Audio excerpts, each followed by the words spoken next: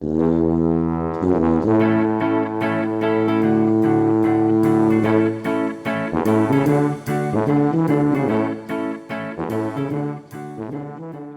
capítulo 4 é um capítulo que possui algumas recomendações de Paulo à igreja.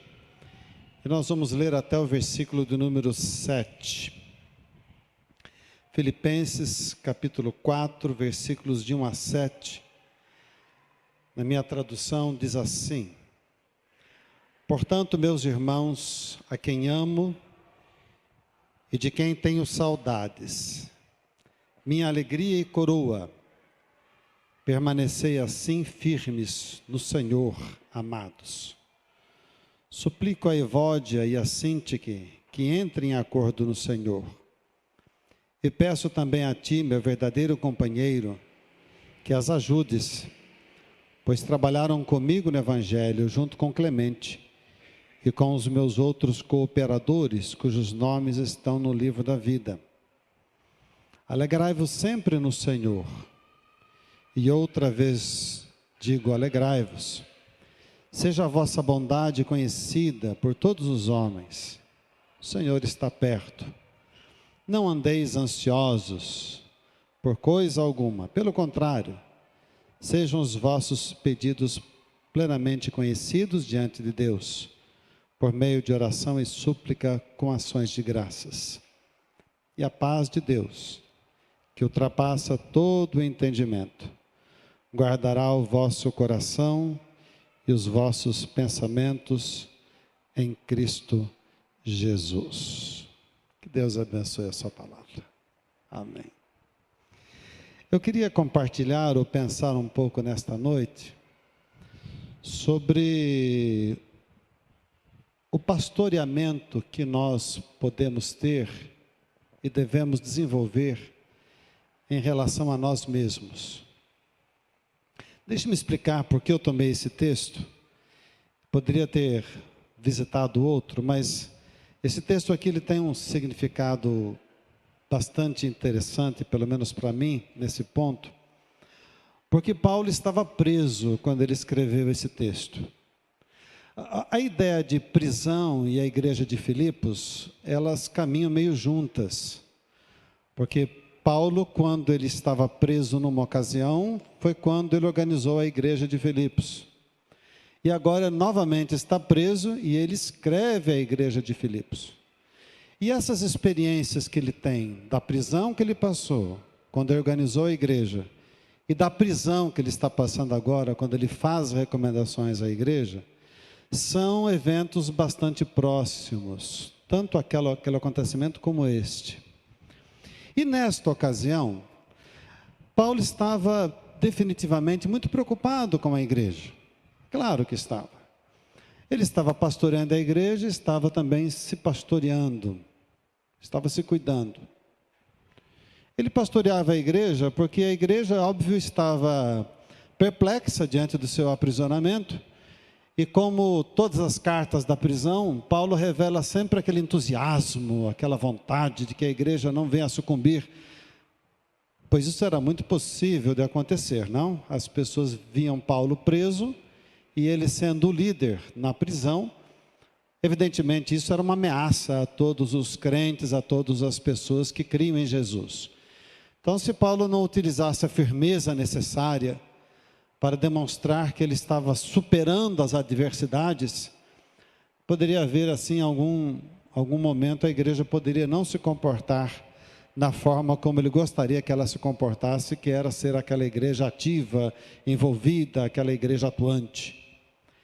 Então Paulo está passando recomendações em tempo de crise, de sofrimento, e ao mesmo tempo cuidando da sua própria alma, do seu próprio coração, no momento em que ele também está aprisionado.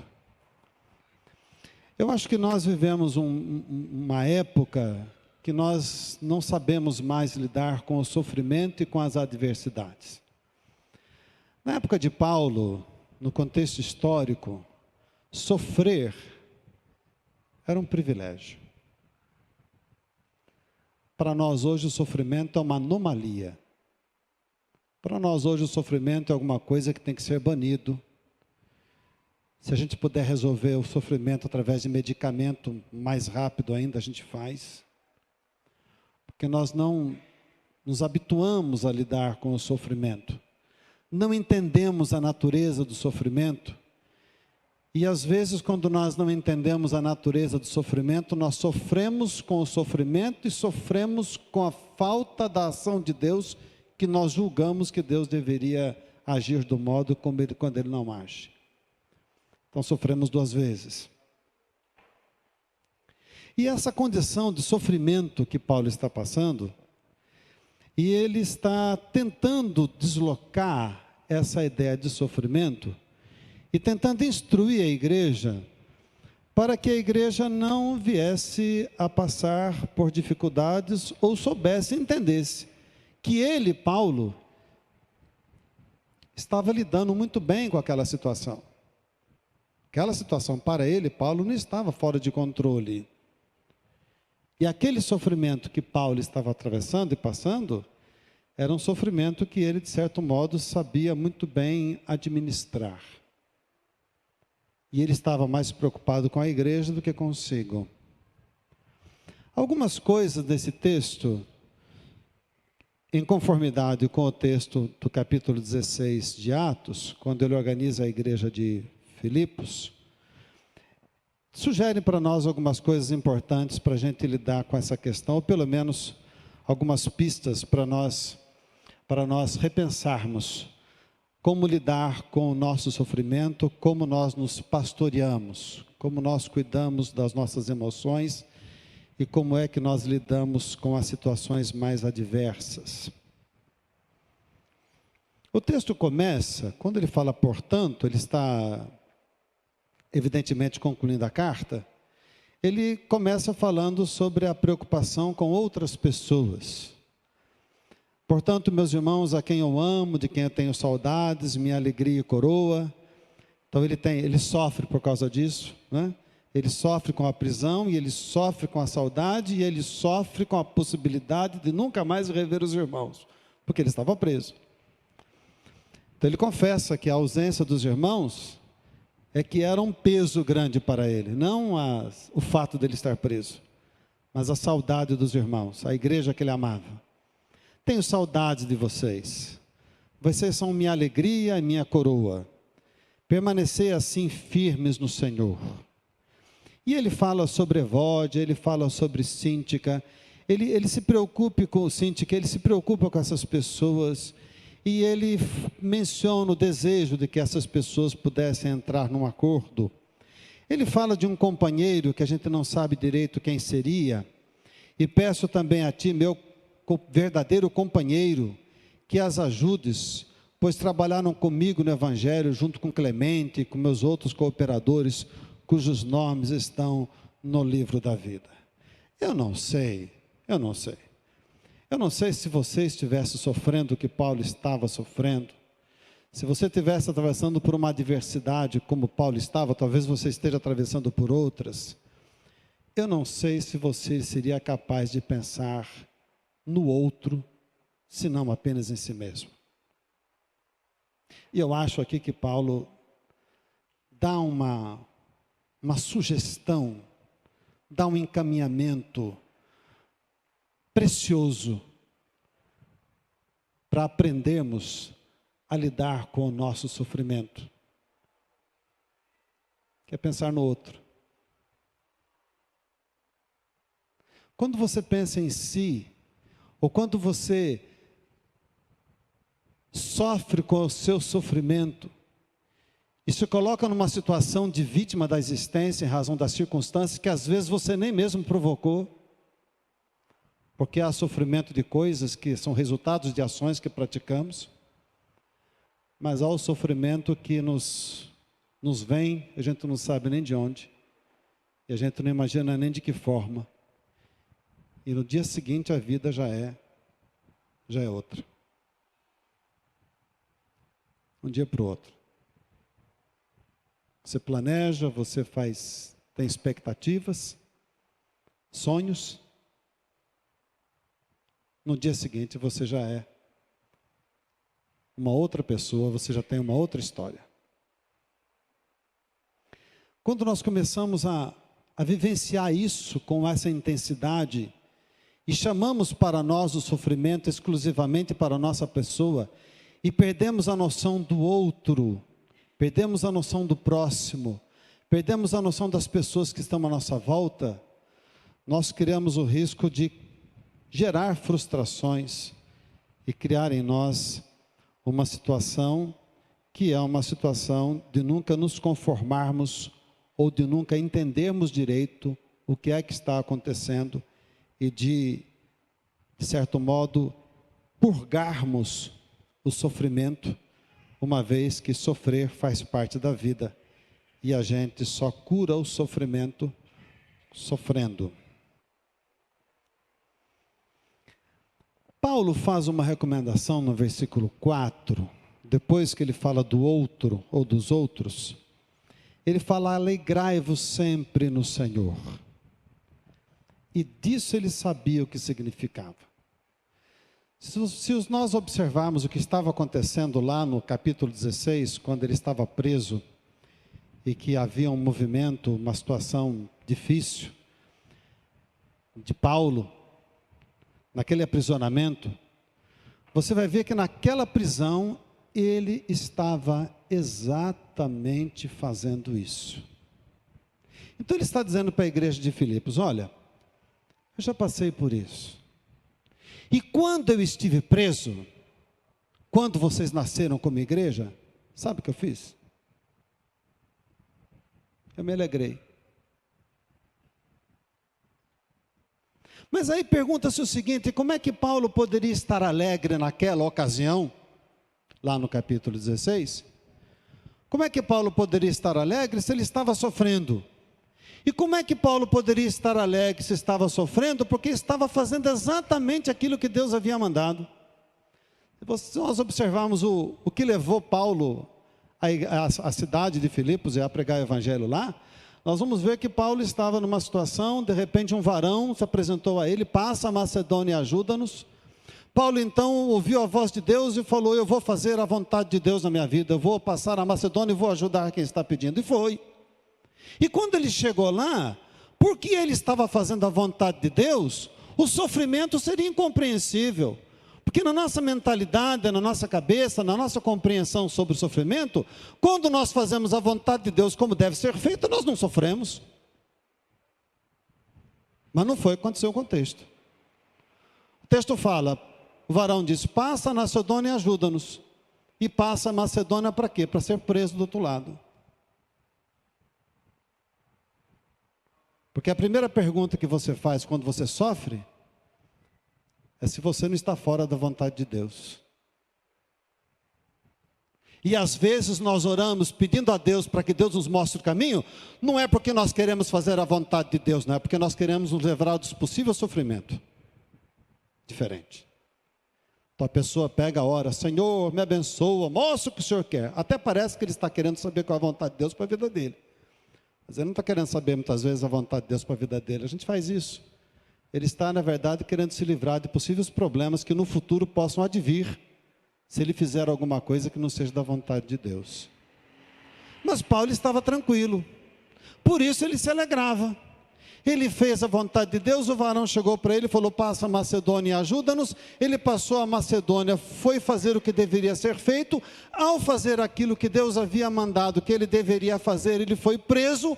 E ao ser preso, estando plenamente dentro da vontade de Deus, ele só podia se alegrar.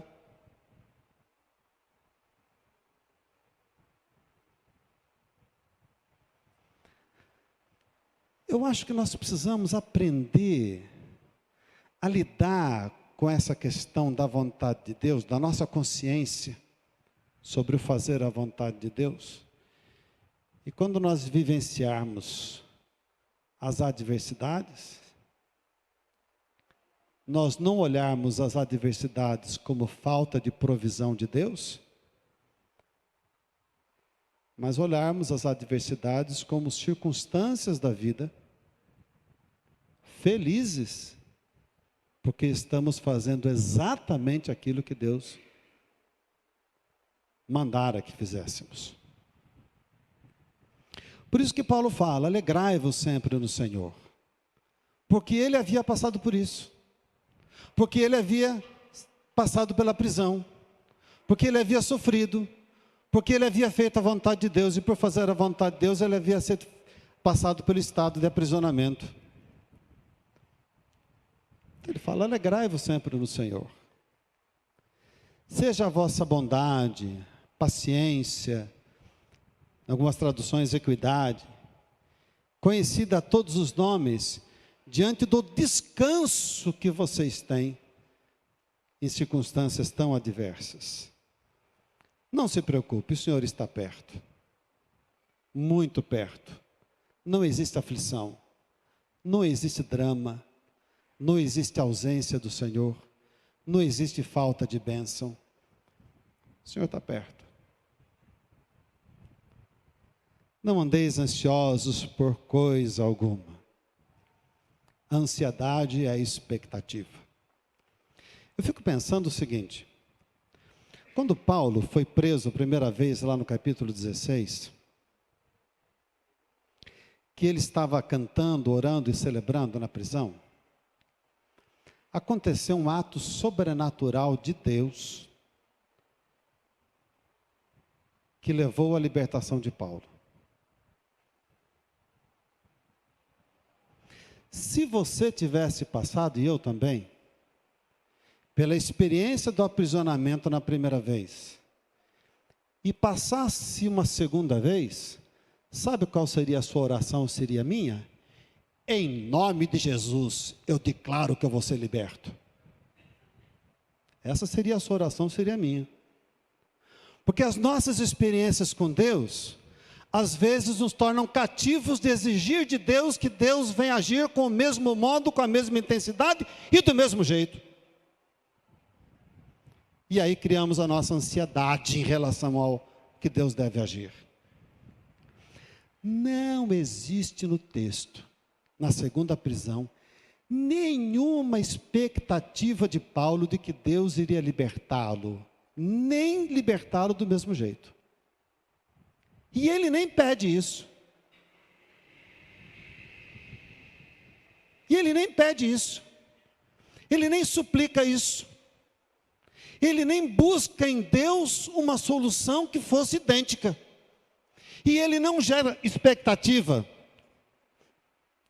E ele não gera expectativa nem nele, e nem nas pessoas, nos seus ouvintes, de que Deus iria abençoar a igreja e dar à igreja o mesmo milagre que ele havia passado, e então Deus iria fazer algo extraordinário em relação à igreja, porque Deus era o Deus dos milagres, etc, etc. Ele não faz isso. Falta para nós, falta compreensão sobre o problema do sofrimento. Falta para nós compreensão sobre o problema da ação de Deus. Porque nós achamos que Deus deve agir sempre, do mesmo modo, com a mesma força, com a mesma salvação, com a mesma libertação, do mesmo jeito para nos livrar do sofrimento. Mas as coisas não funcionam deste modo. Então, quando Paulo fala assim, não andeis ansiosos por coisa alguma. Eu não estou ansioso. Não estou ansioso. Não estou nem preocupado. E não estou nem cobrando de Deus qualquer coisa que Deus possa fazer em meu favor. Por isso que ele fala por coisa alguma. Pelo contrário, sejam os vossos pedidos plenamente conhecidos diante de Deus, por meio de oração, súplica e ação de graças. A mesma coisa que ele estava fazendo lá no capítulo 16, quando ele estava preso em Filipos. Ele cantava, ele orava, ele agradecia a Deus na prisão. E sabe o que acontece quando a gente ora, canta, e a gente fica feliz com Deus por aquilo que faz? A gente conhece o milagre de Deus. Paulo estava na prisão, a primeira prisão em Filipos. Deu aquele terremoto, tal, os cárceres se abriram. Foram libertados. O carcereiro ficou apavorado. Olhou assim e falou: olha, eu vou morrer, quis se matar. Não tinha fugido ninguém da prisão. Sabe por quê? Porque Paulo sabia que o milagre não era para ele. Porque nós não podemos ver milagre em Deus que a gente corre para pegar para a gente. A gente acha que os milagres de Deus, Deus faz tudo em função da gente. Mas o milagre não era para ele, Paulo. O milagre era para o carcereiro. E sabe por que ele sabia disso? Porque ele cantava, porque ele orava, porque ele agradecia, porque ele sabia que aquele sofrimento fazia parte da missão e do trabalho que ele estava cumprindo. Sofrimento não era nada de errado, sofrimento não era punição, sofrimento era sofrimento. E quando Deus dá um milagre, Ele fala para o carcereiro: pega para você. O milagre é seu. Está aqui o milagre. Sabe qual é o milagre que é para você? É para que você creia nesse Deus que a gente acredita. Esse que é o milagre. É seu milagre.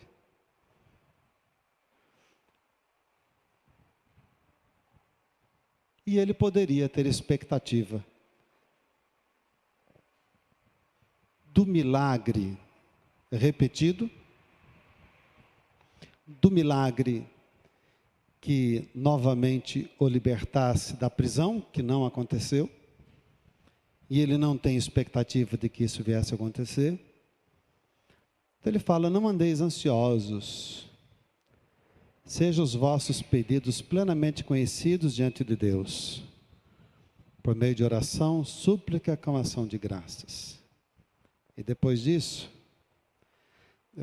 vem a paz, que é de Deus, que ultrapassa todo o entendimento, que guardou o meu coração, tem guardado o meu coração, tem guardado os meus pensamentos, e vai guardar também o de vocês.